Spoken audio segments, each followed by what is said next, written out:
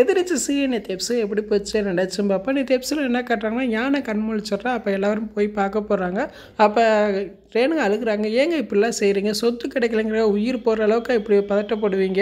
உங்களுக்கு ஒன்றுனா நாங்கள் என்ன செய்ய வேணுமோ உங்களை ஒன்று கூட கேட்க மாட்டேங்க, நீங்கள் ஆளாக இருந்தால் போதும்னு சொல்லி அப்படியே ஃபீல் பண்ணி பேசுகிறாங்க. அப்போ நந்தினி சொல்கிறாங்க, சாமி சத்தியமா என் பிள்ளை மேலே சத்தியமா இதுக்கு எனக்கு எந்த சம்மந்தம் இல்லை அப்படின்னு சொல்லி அழுகுறாங்க. அப்போ ரேணுகாவோட அம்மா சொல்கிறாங்க, அவள் செஞ்ச தப்புக்கு பிள்ளை குட்டிகளோட நடுத்தருவில் நிற்க போகிறேன்னா இல்லையா பாருங்க அப்படின்னு சொல்கிறாங்க. இதை கேட்டால் நந்தினி ரொம்ப ஃபீல் பண்ணுறாங்க. அப்போ சக்தி சொல்கிறா, அந்த கதிரை நான் சும்மா விட மாட்டேன், அவனை எங்கே நிற்க வைக்கணுமோ நிற்க வச்சு உங்களுக்கு தேவையான சொத்தை வாங்கி தரது என்னுடைய பொறுப்பு, எனக்கு கவலைப்படாமல் இருங்கன்னு சொல்லி ஆறுதல் சொல்லிக்கிட்டு இருக்கான்.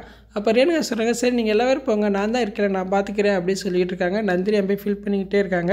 அப்போ ரேணுகா யான்கிட்ட சொல்கிறாங்க, அந்த பொண்ணுகிட்ட ஒரு வார்த்தை சொல்லி அனுப்பிடுங்களே அப்படின்னு சொல்கிறாங்க. அப்போ ஞான சொல்கிறா, சாமி சத்தியமாக இன்னி வரையில் உன்னை ஒரு நாள் கூட எனக்கு தப்பாக நினச்சதில்லை நந்தினி அப்படின்னு சொல்கிறாரு. இதை கேட்டால் நந்தினி ரொம்ப ஃபீல் பண்ணி எனக்கு இது போதும் மாமா அப்படின்னு சொல்லிட்டு அழுதுகிட்டே வராங்க.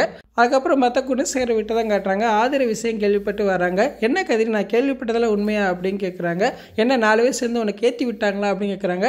இல்லைண்ணே, இந்த விஷயத்தில் உனக்கு நான் ஃபுல் சப்போர்ட்டாக இருக்கேன், ஞானனுக்கு அந்தளவுக்கு பக்கம் கிடையாது, அவருக்கு சொல்லி புரிய வச்சிடலாம் அப்படின்னு சொல்கிறாங்க. உடனே ஈஸ்வரி சொல்கிறாங்க, அவை செஞ்சதே தப்பு, அவனுக்கு கொம்பு வேறு சீவிட்டுக்கிட்டு இருக்கா, பேசாமல் இரு அப்படின்னு சொல்லி சத்தம் போடுறாங்க.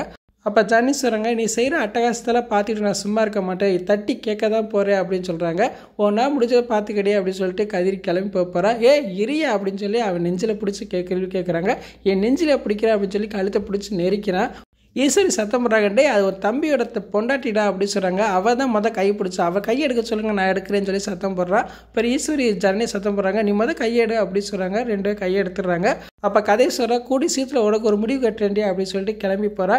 உன்னை சும்மா விட மாட்டேன், என்ன நினச்சிக்கிட்டு இருக்கேன் அப்படின்னு சொல்லி சட்டையை பிடிச்சி கேள்வி கேட்டுக்கிட்டே இருக்காங்க. உடனே ஜனனியை அவள் தள்ளி விட்டுட்டு கிளம்பி போயிடறான். ஈஸ்வரி ஜனனியை தூக்கி விட்டுட்டு அறுத்து சொல்லிக்கிட்டு இருக்காங்க. அப்படியே எபிசோட் முடிச்சிட்டாங்க. நாளைக்கு எபிசோட் எப்படி இருக்கும் பார்த்து பேசும். இந்த வீடியோ பிடிச்ச வீடியோக்கு லைக் கொடுங்க, மறக்காமல் சப்ஸ்கிரைப் பண்ணுங்கள். தேங்க்யூ.